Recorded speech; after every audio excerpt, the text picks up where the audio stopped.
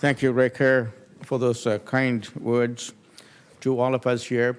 This would not be possible if the Haas School of Business didn't embrace this idea of U.S.-India Conference 3 years ago. And one of the most enthusiastic faculty supporters is Catherine Wolfram. She's going to come and say a few words to us. Before that, I would also like to thank Institute of South Asia Studies. Dr. Muniz Faruqi is here. Would you come and join us on the dais, please? Because they played a very important role in hosting and the event management of this with Punita and Sanchita and all that. And so we just want to acknowledge you. And he's an India chair, so we can't have the India chair sitting there in the audience. So, so thank you so much for joining us. Catherine Wolfram, a very prominent Haas faculty, and she's the acting associate dean of academic affairs. She and I had the privilege of going to India and meeting the president of India, Pranab Mukherjee, to give him the Berkeley Award for Innovation. And Catherine works in the energy sector and with the Indian government and many other startups there. And we are so happy that she joined us today because our dean, Laura Tyson, acting dean, is not here. She's out of town.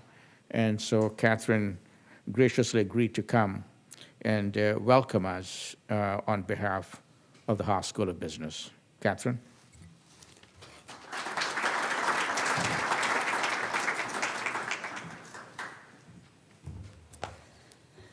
Thanks, Solomon. So as Solomon said, I'm a professor at the Haas School and right now the acting associate dean for academic affairs. Dean Laura Tyson couldn't be here today, so she asked me to welcome you. And it's really an honor to have such an illustrious group here. Thank you to Solomon for organizing this, and thank you all for coming. I wanted to do two quick things. One is to update you on a couple developments at the Haas School, and second, give some thoughts on business education and our interactions with industry and how those might play out during the day and hopefully beyond. So in terms of the school, we're at a leadership transition, so it's really exciting for us. We've just said goodbye this past summer to Dean Richard Lyons. He was our dean for 11 years and very well respected. It was just announced several weeks ago that in January we'll welcome a new dean, our dean-to-be, dean designate, I guess, Ann Harrison. She's a noted international trade economist, currently a professor at the Wharton School. She was also a vice president at the World Bank, and most importantly, she got her undergraduate degree at Berkeley. So we're excited to welcome her back to campus. So we've got change at the top, but there are also some new developments in terms of programs and faculty. This year marks the second year of a really exciting undergraduate program that we've got. It's the Management, Entrepreneurship, and Technology program, joint with the College of Engineering.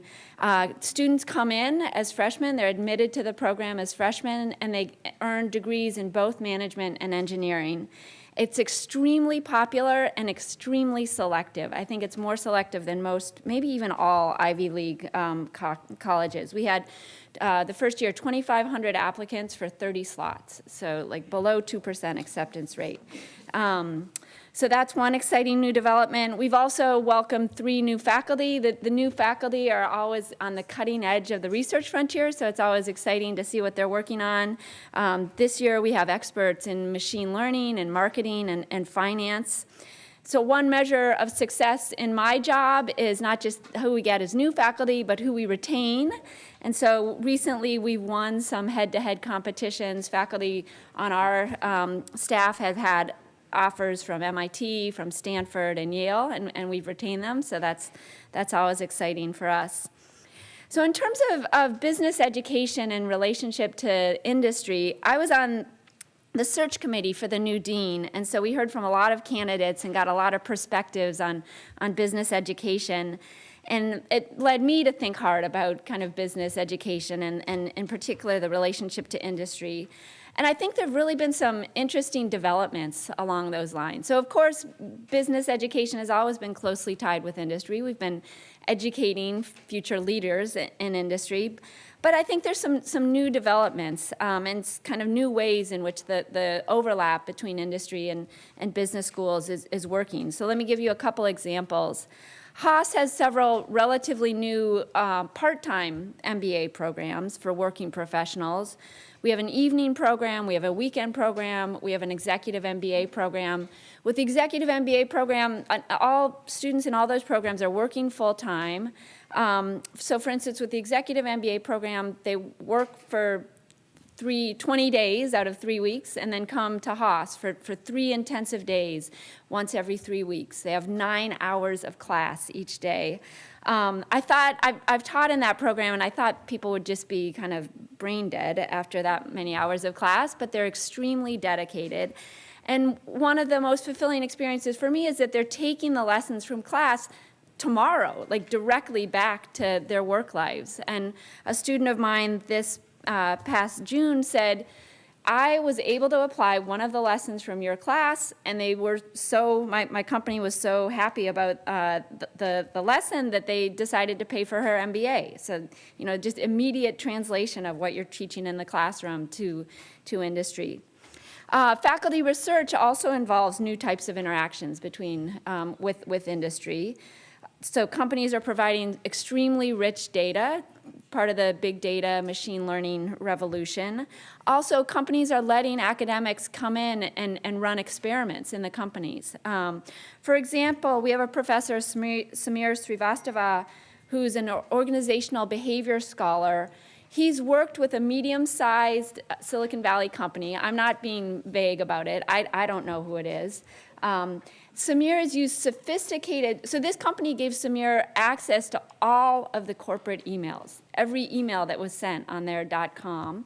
And Samir used sophisticated language processing tools to identify cultural fit, like to figure out who was using language in similar ways to senior managers at the company, something really, really innovative.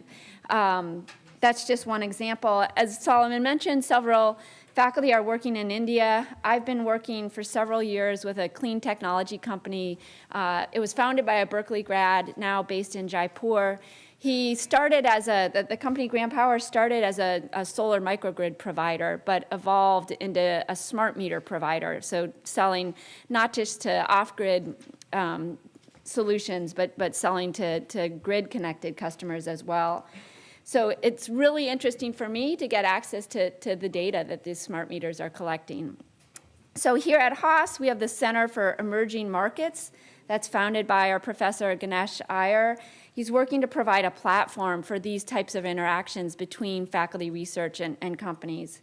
So I'd be happy to talk to you at the break about some of these opportunities, some of give you more examples of the type of research. But again, welcome, and I look forward to a really exciting day today. Thank you.